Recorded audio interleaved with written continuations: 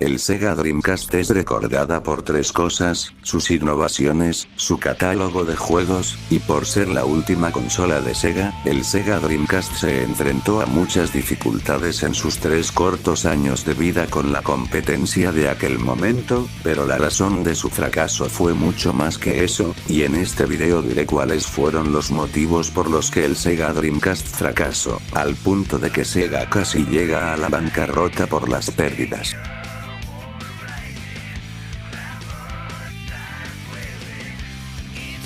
Antes de que saliera el Sega Dreamcast al mercado, estaba antes de esta una consola llamada Sega Saturn, que salió en 1994 a competir con la primera PlayStation y la Nintendo 64. El problema era que el Sega Saturn no triunfó en la quinta generación de consolas. Las razones eran diversas, por ejemplo su complicada arquitectura, su precio de salida, y por no tener un gran juego de Sonic que destacara, y también que su catálogo no era la gran cosa, y terminó vendiendo solamente 9 millones de consolas comparado con las 32 millones de Nintendo 64 y las 100 millones de PlayStations que se vendieron mundialmente, lo cual dejó a Sega con pérdidas millonarias en aquel momento.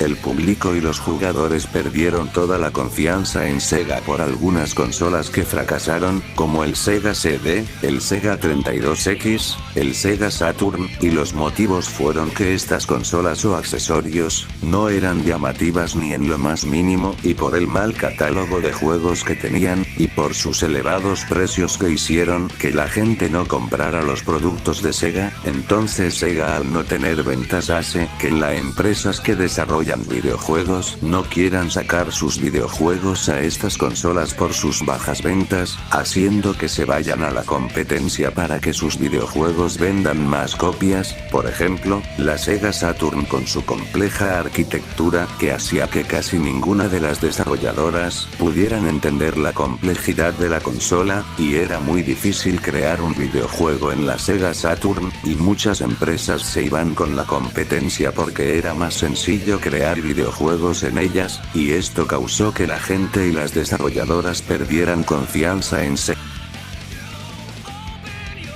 La piratería afectó considerablemente al Sega Dreamcast, porque Sega no ganaba tanto dinero con cada consola vendida. Lo que les daba más ganancias eran las ventas de los videojuegos, pero el problema era que el Dreamcast no tenía un buen sistema antipiratería, que en muy poco tiempo se rompió la seguridad de la consola, haciendo que la Dreamcast sea pirateada. Las consecuencias fueron que Sega perdiera bastante dinero, y esto hacía que no tuvieran dinero para los costos de fabricación para las consolas.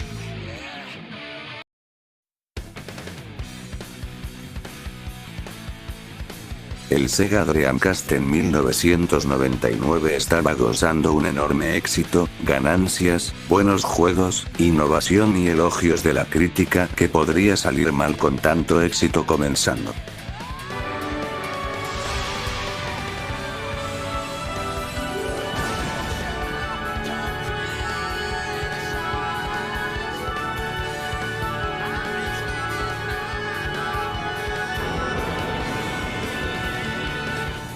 Pure video game creator. Ladies and gentlemen, about Nintendo's own Shigeru Miyamoto.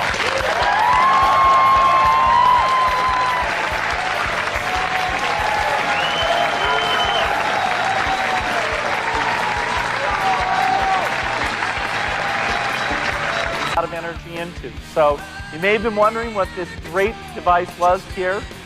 This is the Xbox. And so for the first time, let me now unveil Xbox.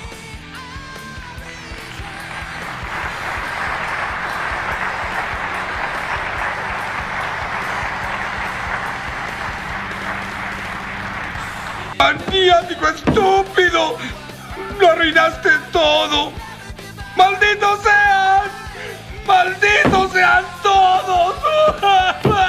Cuando se mostró al público la PS2 en el año 2000, el público ignoró completamente al Dreamcast, esto porque el PS2 tenía más capacidad que el Dreamcast, por ejemplo, la capacidad de reproducir películas en alta definición, unos gráficos más capacitados, esto hizo que Sega perdiera la atención del público, y no solo eso, Nintendo y Microsoft presentaron sus consolas, que eran mucho más potentes que el Dreamcast. Sega era un cero a la izquierda comparado con las tres monstruosidades con las que les tocaba competir. Sega estaba pasando por un pésimo momento, las pérdidas de dinero que acumulaban desde el Sega Saturn, la poderosa competencia, la piratería, la poca atención del público, y algunas personas vendían o devolvían a las tiendas las Sega Dreamcast que tenían para comprarse la PS2, y las tiendas al no saber cómo deshacerse de las Dreamcast,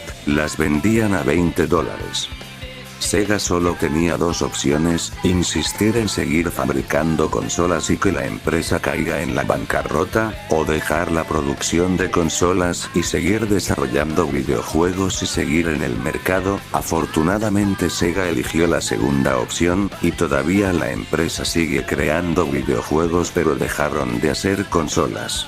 El Sega Dreamcast es una de mis consolas favoritas, tiene uno de los mejores catálogos que he visto, y sus innovaciones como su tarjeta de memoria que parecía un Tamagotchi, y ser la primer consola que se conectaba a internet, y también la primera que se podía jugar en línea. Es una lástima que una consola tan buena como esta tuviera un destino tan así, pero como dice mi madre, por algo Dios deja que pasen las cosas.